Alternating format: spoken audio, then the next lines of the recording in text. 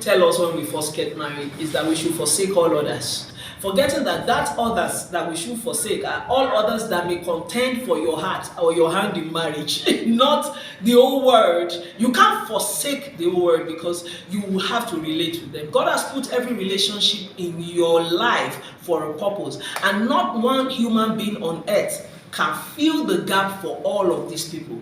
There's a place for your friends, there's a place for your family members, there's a place for mentors, there's a place for everything. But we just marry and we dump everybody, abandon them, and expect our spouse to fill that space. You will choke that person because no human being has the power to fill up that. Many marriages broke because they were not relating, they were not asking questions. They couldn't even find people who were facing the same problem they were facing in order to not feel alone and at least share and learn something. It is not just a mere saying that a problem shared is half solved. The fact is, it is true. When you share your problem, sometimes not because you want the person to tell you a solution, it just eases the burden in you. You feel relieved, you feel better, and your perspective is reset, and you can even solve that problem. A friend told me something. She said, I told her, why don't you like to advise me whenever I tell you a problem I faced, I'm facing or something? She said, the problem is when you share the problem, I feel you. But by the time you finish sharing the problem, you would have said the solution. So I don't always feel there's any need to say anything anymore. Which means, as I was sharing my problem, I felt better.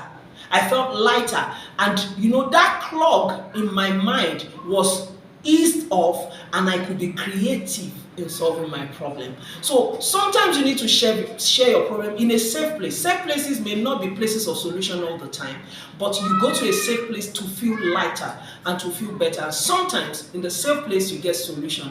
The simple thing is, don't throw your relationships away just because you married. Your friends will always be your friend. They may not be able to solve your marriage problem.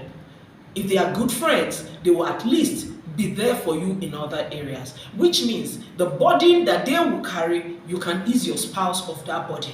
The burden that your parents will carry, some people even say, don't talk to your parents again. I know many women, elderly women right now, who are complaining that when they got married, one of the big problems they faced was that their spouses, their husbands did not allow them relate to their friends anymore. So the husband kind of shielded them away. See, it is a toxic relationship if somebody is shielding you away from other relationships. That means the person will abuse you someday. Whether it's a woman or a man, the person will abuse you someday in some way. It doesn't have to be physical.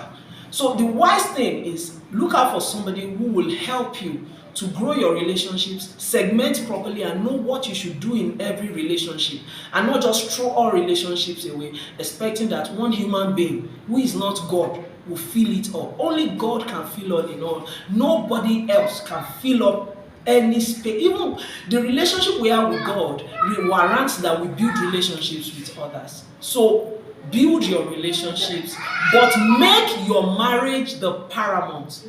What did I say? Make your marriage the paramount after your relationship with God. Let your marriage come first. Put every other thing aside whenever your marriage seems not to be working, so that you can make it work and you will have a peaceful one.